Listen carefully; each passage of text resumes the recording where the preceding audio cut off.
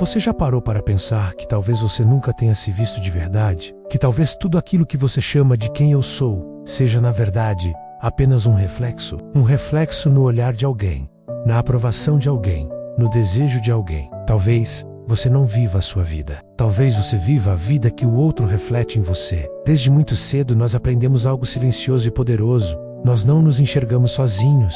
Nós nos vemos quando alguém nos olha. Nos sentimos reais quando alguém nos reconhece. Nos sentimos valiosos quando alguém nos deseja. E é aqui que a psicanálise de Jacques Lacan nos provoca de uma forma radical. Lacan diz que o eu, a nossa identidade, não nasce de dentro para fora. Ele nasce fora, no espelho, na imagem, no outro. Você se torna quem é porque alguém, em algum momento, devolveu uma imagem para você. Seja sua mãe, seu pai, um amigo, alguém olhou para você e disse, com um olhar ou com palavras, é isso que você é. E a pergunta que muda tudo é, e se essa imagem que te devolveram nunca foi realmente você? Lacan descreve um momento fundamental na nossa formação, que ele chama de estágio do espelho. É algo inquietante. Quando uma criança pequena se vê no espelho pela primeira vez, ela se reconhece. Ela se alegra, mas ela se reconhece numa imagem que não é ela. A imagem no espelho é inteira, organizada, coerente,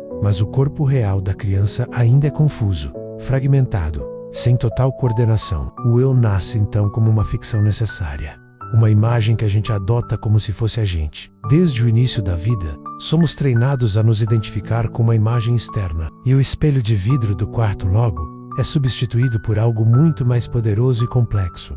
O outro humano. O olhar do outro se torna o nosso espelho principal. Na vida adulta, você não se mede mais no espelho do banheiro de manhã. Você se mede no olhar de quem você ama, na resposta de quem se afasta de você, na aprovação de quem te importa, no silêncio de quem não responde às suas mensagens. O outro se transforma em um espelho vivo, um espelho que se move, que muda, que te julga. E é aí que surge a pergunta mais perigosa da vida adulta. O que eu preciso ser para não perder esse olhar? O que eu preciso fazer para garantir essa aprovação? Para manter esse reflexo positivo sobre mim? É nesse momento que muitas pessoas deixam de viver e passam a atuar. Elas vestem uma máscara, adotam um personagem, sacrificam seus próprios desejos, tudo para manter a imagem que o outro espera ver. A psicologia contemporânea confirma isso de várias formas. Muitas das nossas dores emocionais mais profundas, como a ansiedade e a baixa autoestima, não vem exatamente da solidão, mas sim da dependência desse reflexo externo. É o que chamamos de busca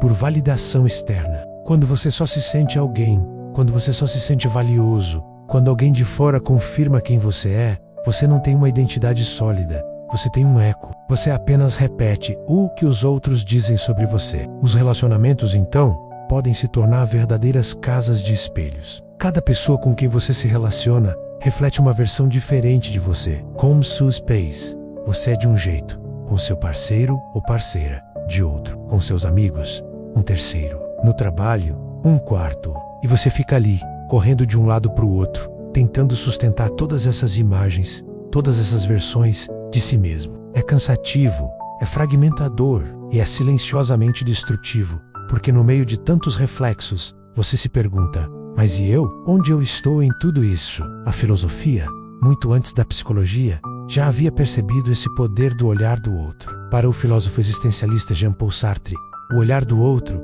tem o poder de nos transformar em objeto. Quando alguém nos olha, nós deixamos de ser os sujeitos da nossa própria vida, donos da nossa história, e passamos a existir como uma imagem para aquela pessoa. É como se a gente perdesse a nossa liberdade de ser e ficasse preso à definição que o outro nos dá.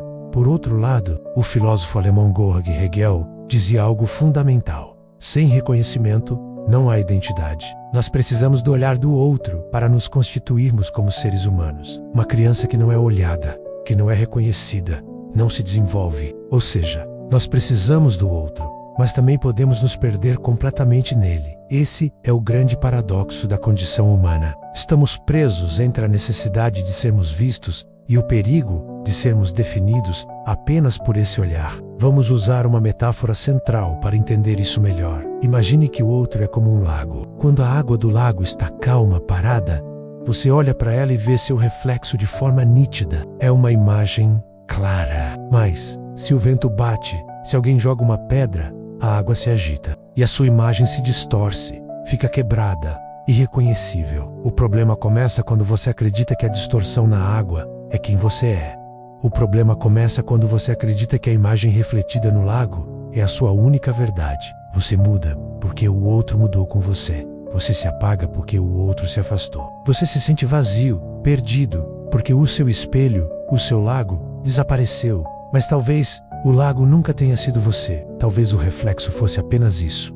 Um reflexo e não a sua essência. Viver apenas no espelho do outro, dependendo desse reflexo para existir, é extremamente perigoso. Isso gera um medo constante de rejeição. Qualquer sinal de que o outro vai retirar o seu olhar de aprovação causa pânico. Isso leva à perda da sua própria voz. Você para de dizer o que pensa, para de expressar o que sente, com medo de que a sua verdade quebre o espelho. Isso gera uma dificuldade imensa de sustentar as suas próprias escolhas, porque você está sempre esperando a validação externa. Isso cria relações de dependência emocional, onde você não ama a pessoa, mas sim o reflexo que ela te dá, e no fim, constrói uma identidade frágil, ansiosa, instável, que pode se quebrar a qualquer momento. Você não vive a sua vida. Você passa a vida inteira administrando imagens, e isso tem um custo emocional altíssimo. Então, o que fazer? Estamos condenados a essa prisão? Lacan não propõe algo como eliminar o outro da nossa vida. Isso é impossível e indesejável.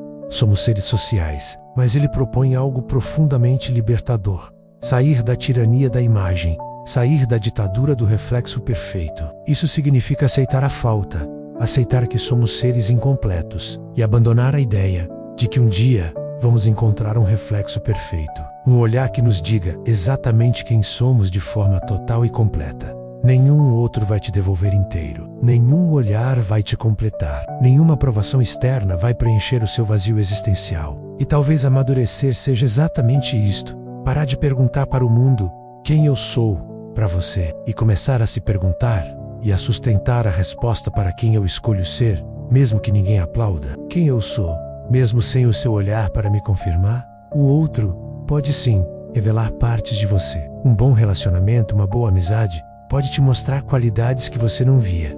Mas o outro não pode ser o lugar onde você mora. O espelho é necessário para a gente se ver, mas ele é insuficiente para a gente ser. Porque no final das contas, quando você vive apenas no reflexo, basta o outro se mover, basta o espelho virar, para você desaparecer. E talvez a pergunta mais honesta e corajosa da sua vida seja esta: quem sou eu?